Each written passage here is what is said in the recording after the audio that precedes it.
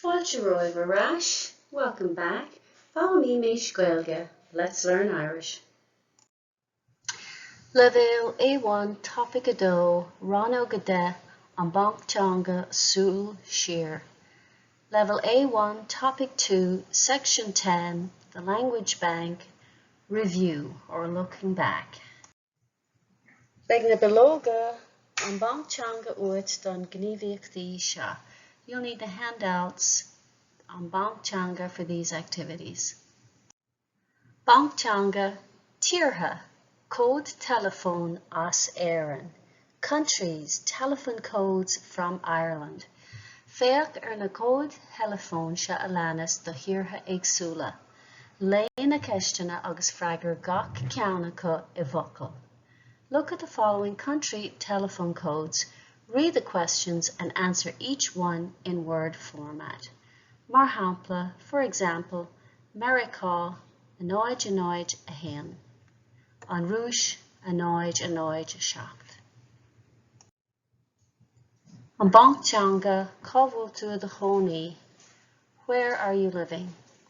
Léad na habartí seo a leanas agus líon na barnaí. Buin úsáid as na focail sa bhosca atá ag bán an leithnig. Bí cuaireamach, tá níos mó freagraí sa bhosca ná barnaís na habartí.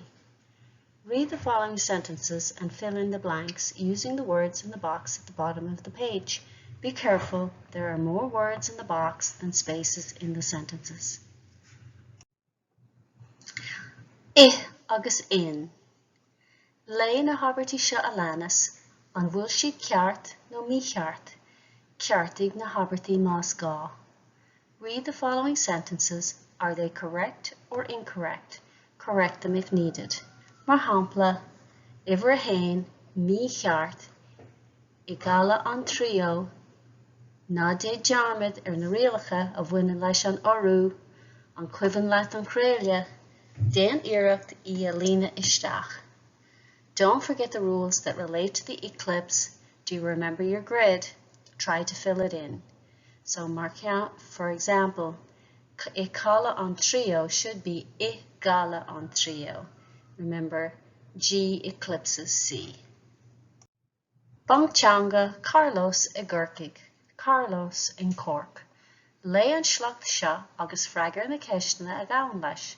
Read this piece and answer the following questions. Díochait, cén chuí bhfuil tú? Tám féin measartha. Carlos is anam dom. Is Mexicach mé. As Tulum mé. Tá mé mo Chónaithe I Gurcaig inis. Le machara emer is mahlam Corcaig. Now your turn. Read it out loud and answer the questions. An Banc Teanga firm Iiritis. Lé an Iiritis seo a leanas agus líon na barnaí.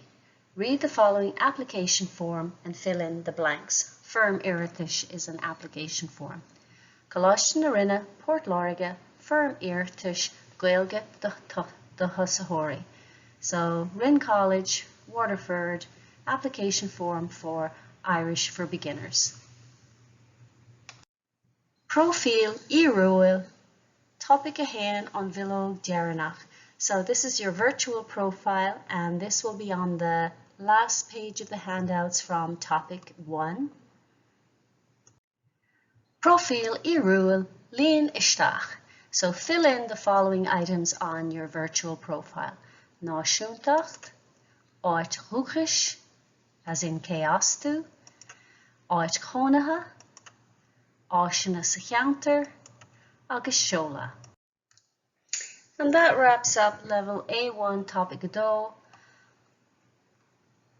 When you have finished your Banc Teanga, come back here for na freagraí. Tíortha code telephone as Éireann. Iver a hain, annoyed a hen. Iver a dó, annoyed trí a cethair. Iver a trí, annoyed trí a sé a trí. Iver a cethair, annoyed trí a lí. Iver a cúig, annoyed a trí a trí.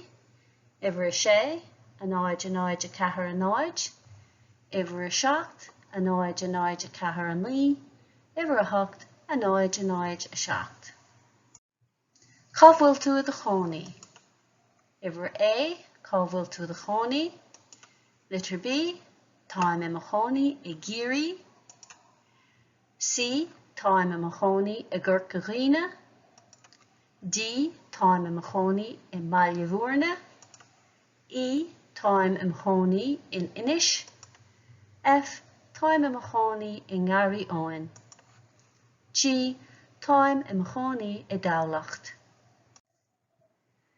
An tarú, the aru, N eclipses G, G eclipses C, N eclipses D, D eclipses T, M eclipses B, and B eclipses P, and BH eclipses F. I agus in. Táim a chónaí I gala an trio. Is mícheart, it should be táim a chónaí I gala an trio. I eclipses, so a G in front of the C. Táim a chónaí in inis is correct, ceart. Táim a chónaí in ngáileamh, cheart. Táim a chónaí I ardhacha is mícheart. Caig tú in a úsáid ribh ardhacha in front of a vowel. Táim a chónaí I dira, mícheart. Caig tú N a chur ribh an D. You have to put an N in front of the D. Táim a chónaí I dobar fádrig, ceart.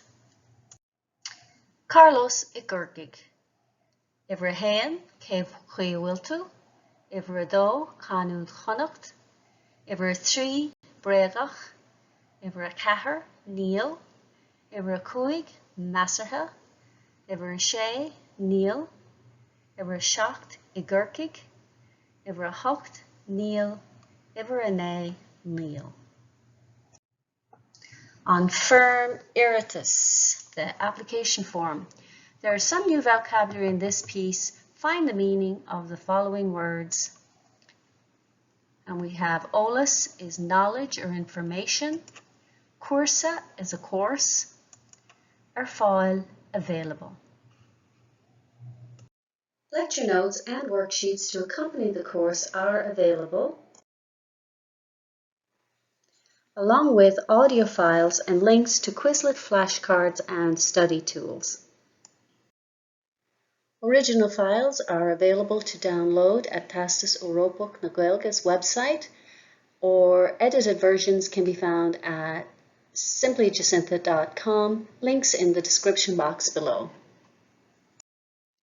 Míle buíochas de Theastas Eorpach na Gaeilge as cead a thuairt úsáid a bhaint as na háiseanna closamhairc atá le fáil a suíomh. Many thanks to Teastas Eorpach na Gaeilge for their permission to use the learning resources that are available on their website. Tá súlagam gur bhaint sibh tanavas. I hope you enjoyed this lesson. Like and subscribe if you got some value out of it.